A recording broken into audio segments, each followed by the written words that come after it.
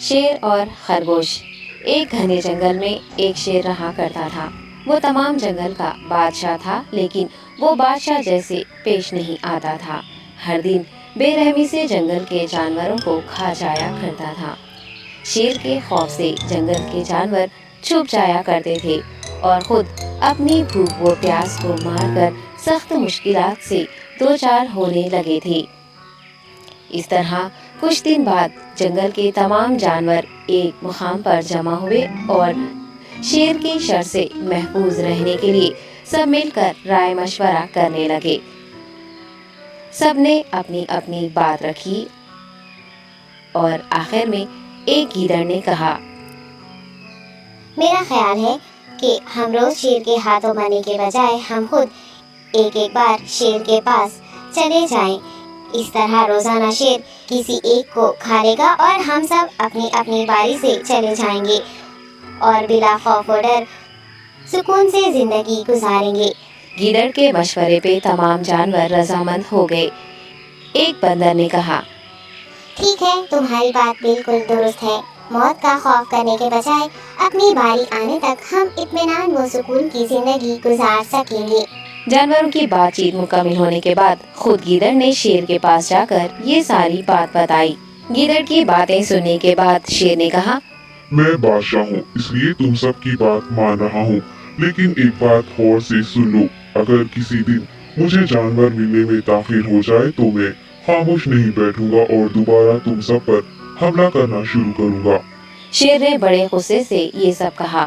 شیر کی باتیں سن کر گیدڑ نے سر ہلاتے ہوئے حامی بھر دی اور وہاں سے چلا گیا۔ اس دن کے بعد ایک ایک جانور بلا ناغہ اپنی اپنی باری کے مطابق شیر کے پاس جانے لگی اور شیر سکون سے اپنے پاس آنے والے جانوروں کو مار کر اپنی بھوک مٹانے لگا۔ یہ معاملہ ایسے ہی چل رہا تھا اور ایک دن شیر کے پاس جانے کی باری ایک خرگوش کی آئی۔ وہ خرگوش بہت ہی ہوشیار تھا۔ اسے شیر کے پاس جانا منظور نہیں تھا اور اس نے اپنے ساتھی جانوروں کو بے رحمی سے مارنے والے شیر کو سبق سکھانے کی ٹھان لی اور ایک اچھی تدبیر نکال کر آہستہ آہستہ شیر کی گفا کے پاس پہنچ گیا۔ تاخیر ہو جانے سے شیر کافی غصے میں تھا اور خرگوش کو دیکھ کر غصے سے کہنے لگا، میں نے تم سب کو پہلے ہی کہہ دیا تھا، دیر ہو جائے تو میں خاموش نہیں بیٹھوں گا۔ تم نے وعدہ خلافی کی ہے، اس لیے میں جنگل جا کر من چاہے جانور کا شکار کر کھا جاؤں گا۔ تب خرگوش نے شیر سے کہا، معاف کر دیجیے بادشاہ سلامت، غلطی ہو گئی اور اس کا ایک واجب سبب ہے۔ اطمینان رکھیے، میں بیان کرتا ہوں، آپ سنیے اور اس کے بعد آپ آرام سے مجھے مار کر کھا لیں۔ شیر نے پھر غصے سے کہا، وہ کیا بات ہے، جلدی بتاؤ۔ خرگوش نے کہا، بادشاہ سلامت، میں آپ کے پاس آ رہا تھا اور راستے میں مجھے ایک شیر مل گیا اور مجھے مارنے کے لیے آگے بڑھنے لگا۔ میں نے آپ کی بہادری کی بات اس شیر کے سامنے رکھی، لیکن وہ شیر آپ کے بارے میں بہت برا بھلا کہنے لگا۔ یہ سن کر میں نے غصے سے کہا، تم ہمارے جنگل کے نہیں ہو، ہمارے بادشاہ کے بارے میں ایسی باتیں مت کہو۔ یہ سن کر وہ شیر مجھ پر حملہ کرنے کے لیے تیار ہو گیا۔ یہ دیکھ کر میں نے کہا، تم مجھے مارو گے تو ہمارے بادشاہ تمہیں ہرگز نہیں بخشیں گے۔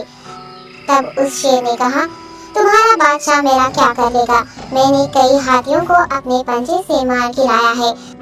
تمہارا بادشاہ ہو یا کوئی اور ہو، میرے ہاتھوں بچ نہیں سکتا اور میرے سامنے کوئی ٹک نہیں سکتا۔ میں اسے ختم کروں گا۔ یہ سب بدتمیزی کرنے لگا۔ میں نے اس شیر سے کہا، تم ہمارے بادشاہ سے آ کر بات کرو۔ تب اس نے فخر سے کہا، میں کیوں آؤں؟ تمہارے بادشاہ میں دم ہے تو اسے ہی یہاں لے کر آؤ۔ یہ کہہ کر مجھے دبانے لگا۔ بادشاہ سلامت، اسی لیے آنے میں تاخیر ہو گئی۔ یہ سنتے ہی شیر غصے سے کہنے لگا، چلو ابھی چلتے ہیں، اسے ختم کر دوں گا۔ یہ سننے کے بعد خرگوش نے شیر کو جنگل کے درمیان موجود ایک کنویں کے پاس لے گیا۔ خرگوش نے کہا، بادشاہ اس کے اندر دیکھیے، وہ وہاں آپ کا بے صبری سے انتظار کر رہا ہے، آپ اسے اچھا سبق سکھائیے۔ شیر غصے سے فوراً کنویں میں جھانکنے لگا اور زور سے دہاڑنے لگا۔ تب دوسری جانب سے بھی دوسرا شیر دہاڑتا ہوا محسوس ہونے